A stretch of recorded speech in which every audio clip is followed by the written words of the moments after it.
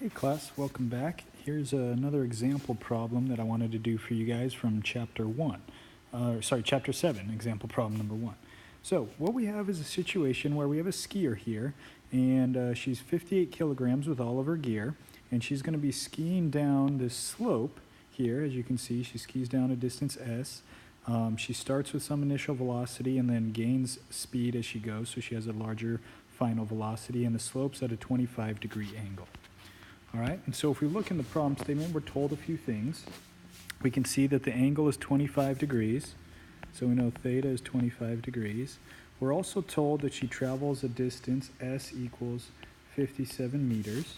We're told that she has an initial velocity of 3.6 meters per second. We know her mass, we can list that as well, is 58 kilograms. The final velocity, how fast she's going, we want to figure that one out, as we're asked to determine how fast she's going after passing the second gate, which is 57 meters later.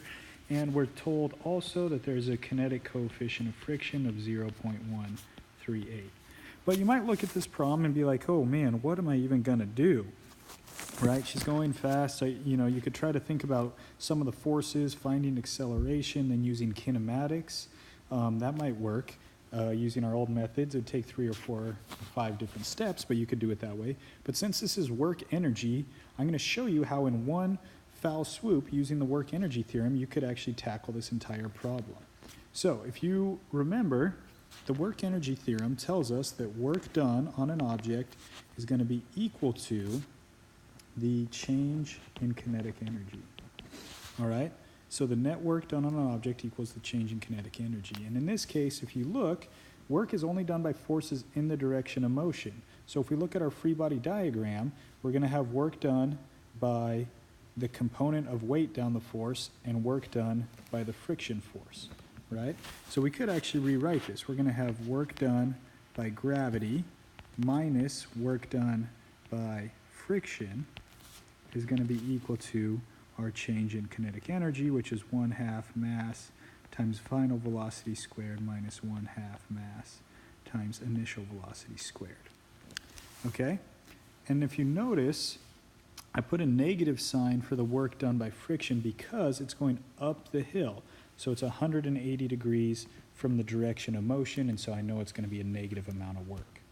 So before we substitute in the work, I want to define what our different forces are, right? Because the work done by gravity is going to be equal to the force of gravity down the slope, which is mg sine theta, multiplied by the displacement s, and the work done by friction is going to be the force of kinetic friction multiplied by the distance s. And we know work done by friction is normal force multiplied by coefficient of friction times s, and from our free body diagram, you could write out some of the forces, but you can see here normal is just going to be equal to mg cosine theta. So our force of friction, our work done by friction is going to be mg cosine theta times the coefficient times the displacement. So notice, I'm just getting everything set up. That's a lot of writing, a lot of work just to get things set up. But now I can go ahead and plug in. Before I do, I'm going to rewrite my equation here. So I'm going to move 1/2 mass times final velocity squared is going to be equal to the work done by gravity minus the work done by friction and plus 1/2 mass times initial velocity squared. Cool. So now we can go ahead and substitute in the things we need. So let's go ahead and do that. So we're going to have, I'm going to come down here so I have a little more space. So I have 1/2 mass times final velocity squared. Again, this is what I'm trying to solve for. Is going to be equal to the work done by gravity. So that's mg sine theta times s. And then we're going to have minus the work done by friction. So that's mg cosine theta times mu times s.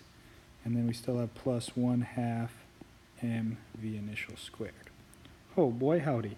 So let's reduce this a little bit, make it a little prettier at least. We can cancel out all these m's, bonus, so we didn't even need to know her mass. I'm going to multiply through by 2 to get rid of this 1/2 here, and I can factor out a g and an s from these two terms. So let's see, I got v final squared is going to be equal to 2. There's a multiplying by 2. And then I have g times s. And then what's left? Let's see, the g and the s got pulled out. So I have sine theta minus mu.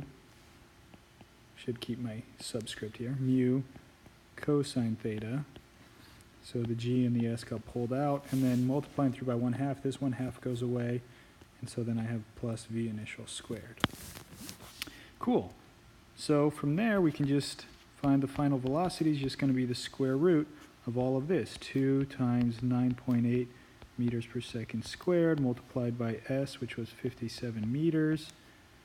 All of that is times the sine of 25 minus mu, which, got to zoom back up here, 0.138. So minus 0.138 cosine 25. And all of that, then we add our initial velocity of 3.6 meters per second squared. So if you plug and chug all of that crazy stuff, you do the numbers, and let's see what I got here. Looking at my solution, I believe that should come out to be equal to a whopping 18.6 meters per second, which, my friends, is most definitely box-worthy. So hopefully that works for you. Hopefully that makes sense.